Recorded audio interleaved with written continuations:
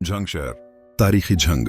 सिखों के बाद 1839 में अंग्रेजों ने जंग पर कब्जा किया। इब्तदाई सोलन बस में अंग्रेजों ने कचहरी लगाई, जहां उचकल जनरल बस स्टीनर्ड मौजूद है, लेकिन दरिया चनाब में सैलाब के बाद वो तमाम इमारतें सैलाब में बह गए, तो अंग्रेजों ने दोबारा ये तमाम दफातर और कचहरी जंग सदर में तामीर की, जो अब तक इसी हालत में मौजूद है। इस शहर के बाहर का भी पख्ता फसील थी और शहर के 4 दरवाजे थे। उनमें सदर दरवाजा जंग रोड पर था, जिस वजह से जिल्द सदर नाम इन पड़ा।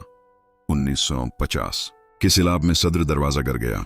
बाकी 3 दरवाजे नूर शाह, ममना और खीवा बाब उमर अभी तक सही हालत में मौजूद हैं। उस शहर में सयालों का एक वसीआ किला था, जिसका एक बुर्ज अब बेशकिस्ता हालत में मौजूद है। लालनाथ मंदिर, आर्य समाज, सनातन धर्म मंदिर, जमीन दोज सुरंगें और जामिया मस्जिद अहल हदीस देखने की चीजें हैं।